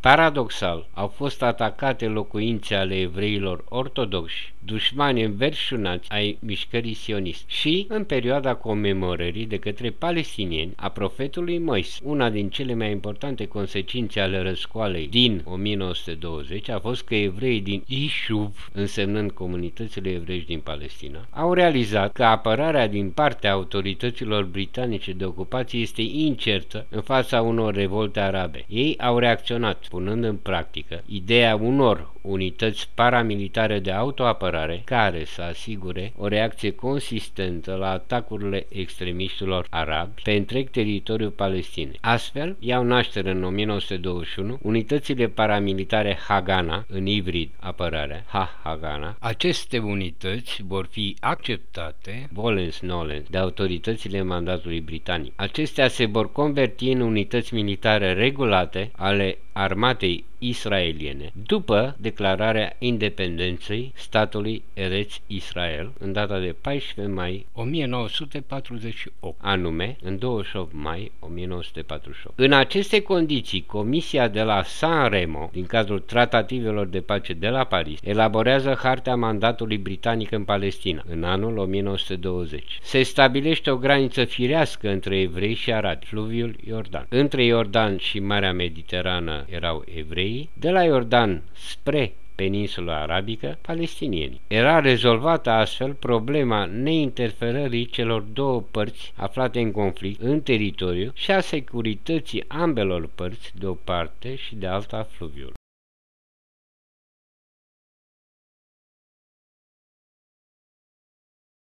Anul 1921. În anul 1921, 77% din teritoriul Palestinei, stabilit la San Remo, este alocat unui nou stat, Emiratul Arab al Iordaniei. În felul acesta, Marea Britanie își asigură controlul asupra unui teritoriu revendicat de regele Faisal al Arabiei Saudite, acordându-l unui fidel al ei, emirul Hussein, din familia hașemită, fidelă coroanei, pe care o va sprijini economic, înarma modern și instrui sub conducerea generalului englez Glab. Emirul Hussein devine viitorul rege al Iordaniei. Practic, era vorba despre teritoriul Palestinei la dreapta de fluviul Iordan, care, conform hărții San Remo, era alocat populației palestiniene. În mod tacit, Marea Britanie a impus o viitoare împărțire a teritoriului alocat comunităților de evrei din Palestina între evrei și arabi, fără posibilitatea de a stabili o graniță teritorială naturală, fluviul Iordan. Anii 1922-1939. 1922. Națiunile Unite acordă Marii Britanii mandat de guvernare asupra celor 23% din teritoriul rămas din harta San Remo. Astfel, Imperiul Britanic face legea. Acolo unde trebuia, în viziunea hărții San Remo, să se formeze un singur stat, cel israelian, adică în partea de est de la râul Iordan la Marea Mediterană, Marea Britanie a obligat pe evrei și arabi să-l împartă pe viitor între ele. Astfel, așa numita Pax Britannica a fost principalul germene al învrăjbirii între comunitățile arabe și evreiești din teritoriul sub mandat britanic. Acestea au fost coordonatele impuse pentru un război îndelungat pe un teritoriu insuficient pentru fiecare din cele două popoare, și transformarea unei reale speranțe sociale într-un sângeros joc de șoarecele și pisica, ce ține de aproape 100 de ani. Evreii se confruntă cu mixajul revoltelor arabe și al intereselor britanice în zonă. Britanicii voiau să mențină în sfera lor de influență noul stat arab, Arabia Saudită, precum și accesul privilegiat la resursele petroliere din Irak, Arabia Saudită, Iran, Kuveit, Emiratele din Golful Persic. De aceea, revoltele arabe din Palestina erau un semn că relațiile speciale cu mișcarea sionistă trebuiau temperate. Drept urmare, începând cu 1922, primirea de evrei în Palestina este limitată la 50-75 de mii pe an. Nici această cifră nu a fost respectată de-a lungul anilor până în anul 1948. Anul 1929, în 23-24 august 1929, are loc atacul așezării Hebron, situată la 30 de kilometri de Ierusalim. Este locul în care se află localizat mormântul patriarhilor și locul în care regele David a fost investit. Bilanțul: 67 evrei morți, averea locuitorilor evrei furată, comunitatea de evrei din Hebron desfințată, cu mici încercări de refacere în anii 1930. 160 de persoane revin, dar sunt din nou evacuați în timpul revoltelor arabe din anii 1936-1937 și până la războiul din 1967. Perioada 1939-1948, anii 1939-1945. Holocaustul evreilor în Europa din perioada 1939-1945 și interzicția emigrației evreilor în Palestina de către britanici va mări enorm numărul victimelor în rândul evreilor. Apar organizații evreiești care aduc ilegal grupuri de evrei în Israel și organizează atentate la Ierusalim împotriva armatei britanice. Menționez câteva. Organizațiile de autoapărare Haganah, Palmach și Irgun susțin direct emigrația ilegală. În anul 1937, 164 imigranți ilegali din Austria. În anul 1938, 1940 emigranți din Polonia și Austria. În anul 1939, 1980 emigranți din Polonia și România. În anul 1940, 2300 emigranți din Europa. În anii 1940-1944, 18.000 de emigranți din Europa. Organizațiile extremiste evreiești din Palestina, cum ar fi Irgun și Lehi, organizează atentate asupra personalităților și a unităților britanice aflate la fața locului și împotriva extremiștilor arabi. Menționăm: 6 noiembrie 1944. Organizația Lehi ucide pe Lordul Mayon la Cairo. Aceasta era o oficialitate cu rang înalt al guvernului britanic în zonă. Notă: mai târziu, Itzhak Shamir a afirmat că asasinatul a fost determinat de sprijinul acordat liderilor arabi și a propovăduirii inferiorității rasiale a evreilor față de arabi. 22 iulie 1946. Irgun dinamitează hotelul Regele David, statul major al armatei britanice. 91 de morți, 46 răniți. 12 ianuarie 1947. Lehi atacă cu dinamită postul de poliție britanic din Haifa. 4 morți și 140 de răniți. –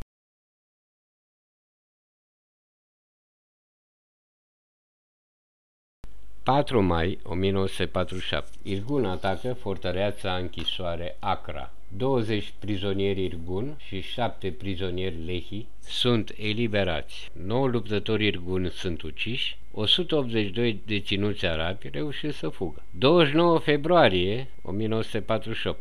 Lehi minează și aruncă în aer un tren militar britanic la nord de Rehovot. 28 soldați morți, 35 răniți. 9 aprilie 1948. Lehi și Irgun atacă localitatea arabă Deir Yassin. Sunt omorâți între 100 și 120 de civili arabi. 17 septembrie 1948. Lehi asasinează mediatorul ONU, Folke Bernadotte, la Ierusalim. Anii 1947-1948. Războiul civil între arabi și evrei. a început după 30 decembrie 1947, dată la care Organizația Națiunilor Unite, prin rezoluția Adunării Generale a ONU numărul 181, a stabilit data de 14 mai 1948 ca dată de încetare a mandatului britanic în Palestina și a aprobat planul de împărțire a Palestinei după încetarea mandatului. În această rezoluție, fiecare stat ar cuprinde 3 mari secțiuni și o enclavă arabă la Jaffa. Evreii obțin 56% din teritoriu, în care trăiau 499.000 de evrei și 438.000 de arabi. Palestinienii primesc 44% din teritoriu, în care trăiau 818.000 arabi și 10.000 de evrei. Ierusalimul și Betlemul urmau să fie administrate de ONU. ONU a stabilit că în acest interval de timp, mandatul britanic și unitățile militare britanice aveau rolul să asigure ordinea în Palestina. Momentul a produs o mare bucurie în rândul evreilor din Ișu și deznădejde printre arabi. Nici Marea Britanie nu era mulțumită. Concurs de împrejurări sau strategie premeditată, anume s-a aplicat schema conform căreia trebuia să se demonstreze că teritoriul era neguvernabil prin sine însuși, să se provoace un război civil între evrei și arabi în interiorul Palestinei, folosindu-se de starea tensionată dintre cele două comunități. Au reînceput violențele. Populația de 2 milioane de suflete, arabi și evrei, a suferit mii de pierderi umane, morți și răniți în această încleștare între veri. S-au implicat luptători din Palestina și în afara ei. Armata de eliberare arabă și-a extins atacurile locale în arealul evreilor. Luptători arabi din Egipt au venit sub comanda lui Abd al-Qadir al-Husseini, fără a întâmpina nicio reacție din partea armatei britanice. Miile de voluntari arabi recrutați au realizat blocada a 100.000 de evrei din Ierusalim. Încercările organizației de autoapărare Haganah de a trimite alimente și a sparge blocada s-au soldat cu mii de luptători evrei morți și răniți, cu sute de mașini și autobuze blindate distruse. Atacurile arabe se extind în Negev și Galileea de Nord. Populația evrească apără fiecare palmă de pământ. Convinși de propaganda arabă că în curând evreii vor fi, în ghilimele, aruncați în mare, 100.000 din arabii palestinieni se refugiază în lagărele din afara Palestinei. Englezii propun anexarea zonei arabe la Transjordania, regatul hașemit al Iordaniei. Ben Gurion cere ca fiecare bărbat și femeie să fie antrenat militar și incorporat în unități Haganah. Golda Meir obține fonduri imense de la evrei din diaspora și sprijinul oficial al lui Stalin, acordat mișcării sioniste. Sunt obținute însemnate cantități de echipament militar prin aportul exportatorilor de arme și agenților Haganah în Europa. Acestea ajung pe teatrul de luptă în martie 1948.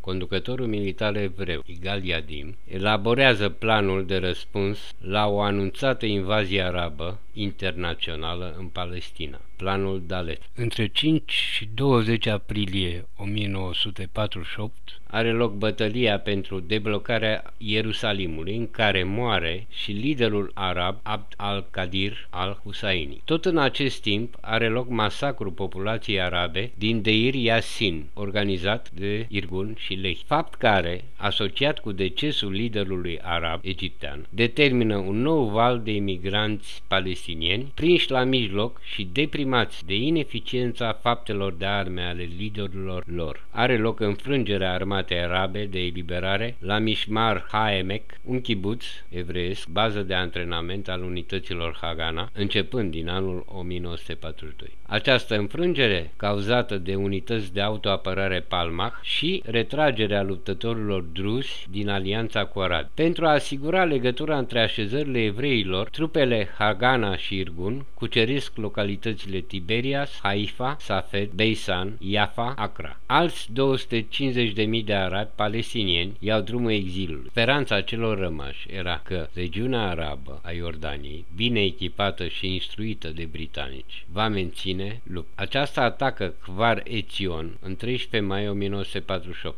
În 14 mai 1948, David Ben Gurion declară independența statului Israel. În aceea zi, prin invazia trupelor celor 5 state arabe, începe primul război arabo-israelian. În data de 31 mai 1948, organizațiile de autoapărare Haganah și Palmach sunt declarate formal Israel Defense Force, IDF, devenind armata regulată a statului Eretz Israel.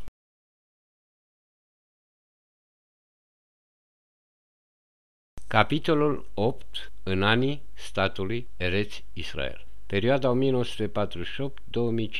Anul 1948. La 15 mai, odată cu retragerea britanică, Ben Gurion declară independența statului Eretz Israel. În aceeași noapte încep confruntările primului război arabo-israelian, încheiat prin armistițiu de la 20 iulie 1949. Vor urma confruntări continue până azi. Din punct de vedere religios, statul evreu este tolerant, dar nedoritor de a-și aminti de originile iudaice ale creștinismului. Din informațiile pe care le am, la nivelul anului 1994, la Ierusalim exista o comunitate de evrei creștini de circa 3000 de oameni, provenită din căsătorii mixte. Nu este bine văzută de conaționalii lor mozaici. Există de asemenea creștini de origine palestiniană, de rit maronit, ca și creștini din Liban, mai ales la Betlehem, Ramallah, în Cisjordania. În contemporaneitate există câteva curente pro-creștine de sorginte iudaică. Menționez pe cel al iudeilor mesianici. Iudaismul mesianic este o mișcare religioasă al cărei aderenți susțin că Iisus din Nazaret, cu numele evreiesc Yeshua, este, pe de o parte, Mesia evreilor reînviat, pe de altă parte, având o origine divină. În 1993 erau 160.000 de adepți în Statele Unite și 350.000 în lume. În anul 2003 existau circa 150 de sinagogi mesianice în Statele Unite și circa 400 în lume. Evreii mesianici practicanți se consideră observanți autentici ai Torei și de formație culturală iudaică. Mesianismul iudaic este considerat de evrei de rit mozaic și de multe alte rituri creștine, ca fiind o formă de creștinism. Mesianismul iudaic s-a format în secolul XI, congregații de evrei creștini s-au format prima oară în Anglia. A fost fondată de 41 de evrei creștini sub numele de Beni Abraham. Era o formă de creștinism cu background iudaic. În 1866 ia ființă Alianța Evreilor Creștini din Marea Britanie, ale cărei ramuri se regăsesc și azi în Europa și în Statele Unite. În 1915 ia ființă Alianța Internațională a Evreilor, The Hebrew Christian Alliance of America, prescurtat HCAA. În 1925 se formează Alianța Internațională a Evreilor Creștini, The International Hebrew Christian Alliance, prescurtat IHCA. Iudaismul mesianic este revigorat de Martin Chernoff în anul 1975. HCAA devine Alianța Mesianică din America, Messianic Jewish Alliance of America, prescurtat MJAA. De aceasta se disociază congregații mai mici, cum ar fi Messianic Israel Alliance, First Fruits of Zion and the Coalition of Torah Observant Messianic Congregations. Teologic, iudaismul mesianic este studiul lui Dumnezeu și al Scripturii, din perspectiva sa. Canonice sunt Vechiul Testament, Noul Testament, ca fiind un text inspirat de Dumnezeu. Epistolele Sfântului Paul, considerate pe deplin congruente cu iudaismul mesianic, respinse de unele congregații ca fiind canonice. Textele canonice sunt Tora, Neviim, Ketuvim, Evangheliile după Matei, Marcu, Luca, Ioan, Faptele Apostolilor, epistolele lui Ioan, Petru și Paul adresate evreilor, Apocalipsa, Cartea Revelației din Noul Testament. Doctrinele fundamentale: Dumnezeu, credința în Dumnezeu, Elohim, în Dumnezeu biblic, atotputernic, omniprezent, etern, creator, infinit și binevoitor. Yeshua, Isus, este Mesia iudeu, ca fiind Yehovah-He. Eu sunt cel ce sunt. întrupat în carne și salvatorul sufletelor. Tora scrisă. Cele 5 cărți ale lui Moise sunt considerate ca fiind depline pentru convenantul cu divinitatea. Se consideră faptul că Iisus a reafirmat și predicat credința sa în Tora. Fiii lui Israel au fost, sunt și vor rămâne a fi poporul lui Dumnezeu, făcând parte din planul său divin, negând înlocuirea sa de orice fel de biserică din planul divin.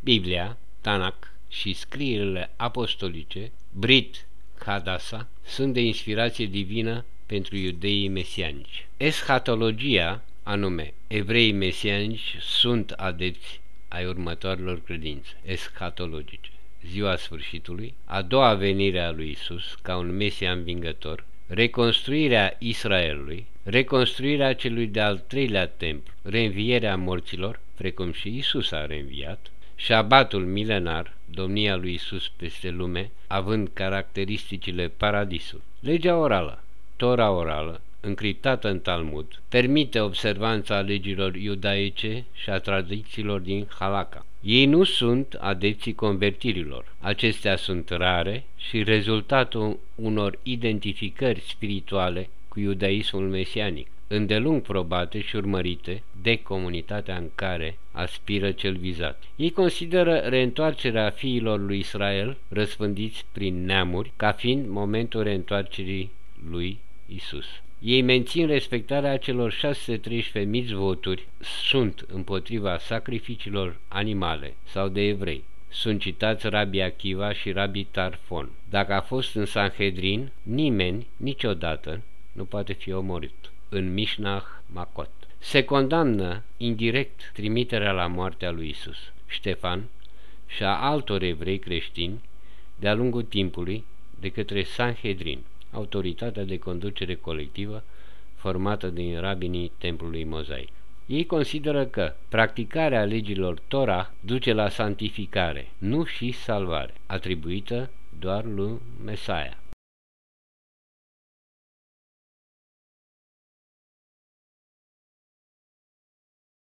Ei consideră că atât Paul cât și Isus au respectat în totalitate comandamentele Torei. Citat: să nu credeți că eu am venit să distrug legea, ci să o împlinesc. Citatul din Matei. Ei consideră că Paul, pe care deseori îl numesc cu numele său evreiesc, Shaul, a rămas un fariseu iudeu credincios, ucenic al lui Gamaliel cel bătrân, până la moartea sa, un continuu observant al legilor și tradițiilor iudaice. Aceste concepte, cuprinse în noua perspectivă a lui Paul, au o mare importanță în iudaismul mesianic. Recomandarea Conciliului Rabinic al iudeilor mesianici este în a respecta sărbătorile evreiești, șabatul și regulile de dietă. Obiecția principală a iudeilor mozaici versus iudeii mesianici constă în aceea că, chiar dacă iudaismul este mesianic, Yeshua, Isus, nu este Mesia. Iudeii mesianici nu sunt recunoscuți ca iudei în statul Israel și în statutul legii reîntoarcerii în Israel a evreilor. Evreii ortodoxi consideră mișcarea ca fiind o trădare, o formă subversivă de apostazie, mai rea decât orice formă de rit creștin manifest deschis. Conform unui citat din Central Conference of American Rabbi din anul 2008, spune că, pentru noi, în comunitatea evreilor, oricine susține că Isus este salvatorul său, nu mai este evreu și este un apostat. Aceștia se plasează în afara comunității evreiești, fie că se numesc creștini sau fulfilled Jew, mesianic Jew, sau în oricare alt mod, este irelevant. Pentru noi este limpede un creștin. În acest selectiv breviar de fapte se ascunde o implicită întrebare, formulată ca titlu la un celebru roman despre primii creștini al scriitorului polonez Henryk Sienkiewicz, Quo Vadis Domine. Note la creștini și evrei. Lucrarea se dorește a fi o reluare a unor mărturii de acum 2 milenii, focalizată pe rolul comunităților de evrei creștini în transmiterea Evangheliei lui Isus la neevrei. Demersul are 3 motivații. 1. Rolul avut de evrei creștini în prima 100 de ani de misionarism. 2. Apariția, evoluția și distrugerea comunităților de evrei creștini. 3. Prezentarea unui breviar al unor momente istorice din parcursul vieții comunităților creștine de la Ierusalim. O fac pentru că a fost o mutație de referință, având ca motor spiritual speranța. Fenomen comparabil cu cel realizat de Moise cu 1200 de ani înainte de acel moment, atunci când a edificat un popor pentru o religie. De data asta, mesajul trimis de Isus primilor evrei creștini, apostolii, a fost dat pentru oamenii din Ierusalim și în toată Iudeea și Samaria și până la marginea pământului, anume dreptul de a alege o religie pentru toate popoarele. Dorința de a scrie acest text documentar a pornit de la câteva observații care mi s-au părut stranii. Un popor, cel evreu, aflat în luptă cu un imperiu roman și condus de o castă tribală și religioasă dezvinată între a lupta numai pentru binele propriu sau pentru independența națională, era în așteptarea unui trimis salvator, Mesaia. Atunci când acesta apare, cum nu au fost obișnuiți, propovăduind întâi o schimbare morală prin credința în Dumnezeul Tatăl, iubirea de semeni, egalitatea materială și viața în comunitatea de tip esenian, acesta este ucis sub ochii acelora ce, cu o săptămână înainte, l-au adulat primindu-l la Ierusalim. Altă observație. Poporul evreu aștepta pe Mesia venind cu forțe supranaturale, așa cum a fost Moise, sau, cum a relatat Ezechiel, puterea lui Dumnezeu venit în sprijinul străbunilor iudei. Citez. M-am uitat și iată că a venit de la miază noapte un vânt năpraznic, un nor gros și un snop de foc, care răspândea de jur împrejur o lumină strălucitoare. Tot în mijloc se mai vedeau 4 făpturi vii. Fiecare din ele aveau 4 fețe și fiecare aveau 4 aripi. Aripile lor erau prinse una de alta și când mergeau, nu se întorceau în nicio parte, ci fiecare mergea drept înainte. Citat din Ezechiel. Lor, evreilor, nu le-a venit să creadă că Isus, cel înzestrat cu miraculosul har al tămăduirii, nu a scăpat de pedeapsa lumească. Atunci când l-au văzut arestat, ca oricare din ei, după ce l-au primit ca un rege la Ierusalim, l-au părăsit. O altă idee. Demersul profetului Isus pentru unitatea credinței în Dumnezeu unic generează o luptă milenară între inițiați, popoare, care se închină și cred în același filon ezoteric, fie ei mozaici sau creștini, la care se adaugă peste 700 de ani adepții islamului. Moise, mare inițiat egiptean la Teba, sub numele de Horsasip, își finalizează în afara Egiptului menirea de a crea un popor pentru o religie. Pitagora, la circa 700 de ani după el, aduce lumina adevărurilor inițiatice din același filon teban în spațiu elen, revigorând cultul din Delphi.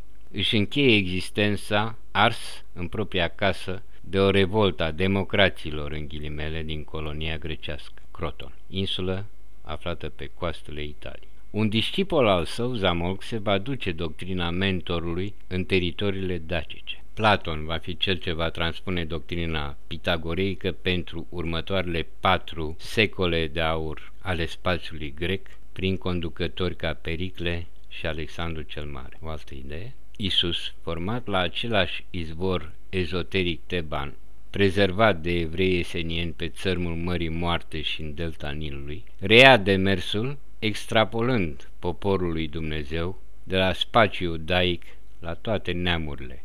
El este anihilat prin crucificare.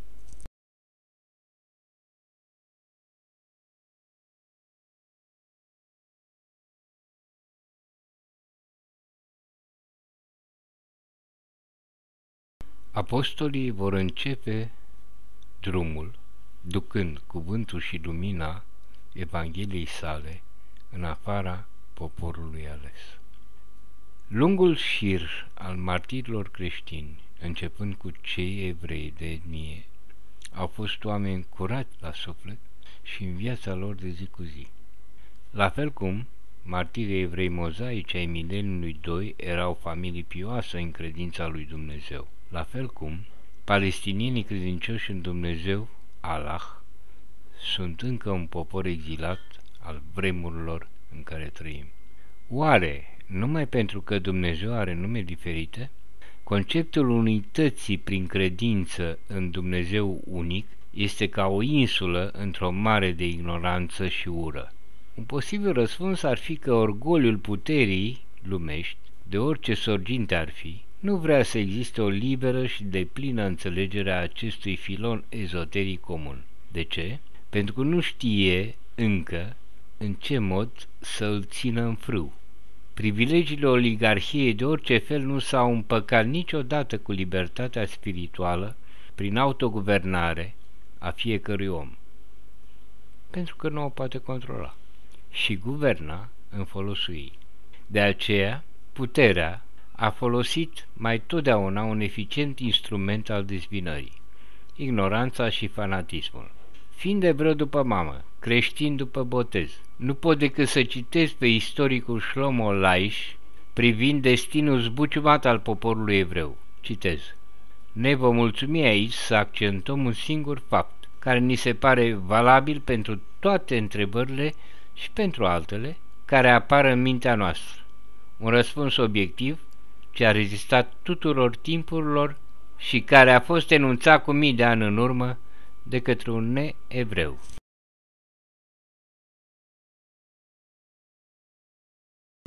Răspunsul prorocului Bileam, Madianitul, dat regelui Balac din Moab, când acesta l-a invitat să blesteme triburile semiției lui Israel, ieșite de curând din robia egipteană, a fost: căci e un popor de sine stătător, fără a ține socoteală de celelalte nații.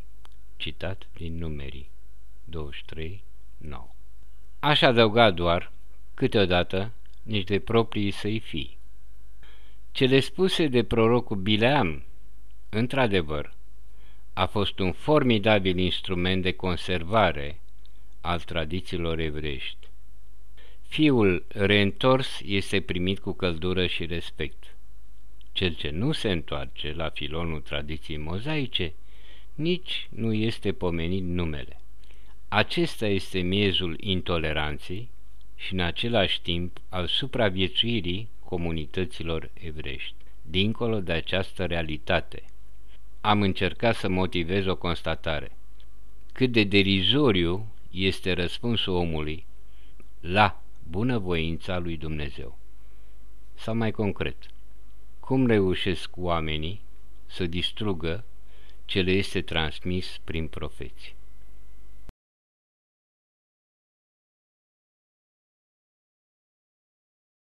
Postscriptum.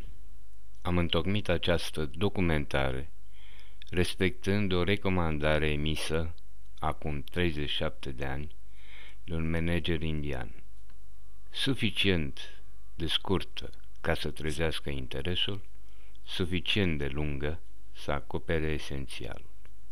Las celor care o vor lectura decide dacă am reușit sau nu.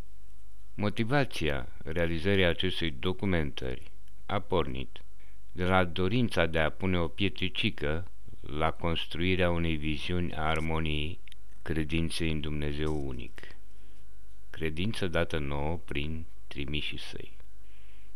Anume, nu ești mai puțin român dacă ai ales crezul musulman sau mozaic. Nu ești mai puțin arab dacă ai ales crezul mozaic sau creștin. Nu ești mai puțin evreu dacă ai ales crezul creștin sau musulman.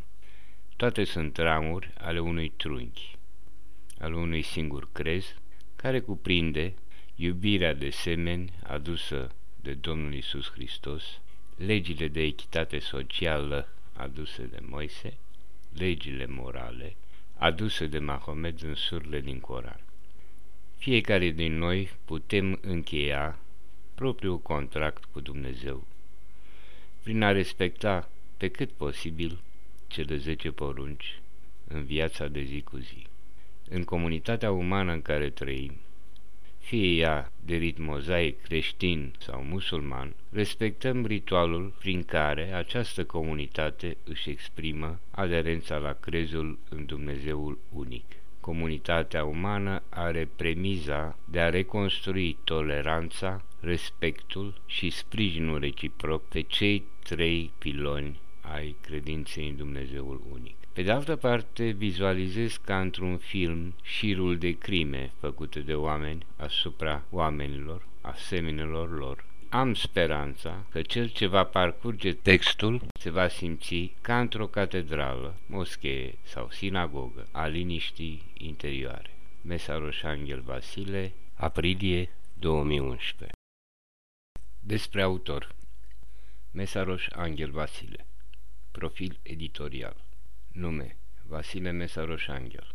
Vârsta: 62 de ani. Profesia: IT trainer. Studii: Universitatea București, Facultatea de Matematică Mecanică, 1971. Analiz de sistem, postuniversitar, CPK, 1975. Motivația lucrării: documentarea unor teme care m-au preocupat în ultimii ani. Dedic lucrarea mamei mele, Thaci Raisa Gershovici, și soției, Anghel Magdalena.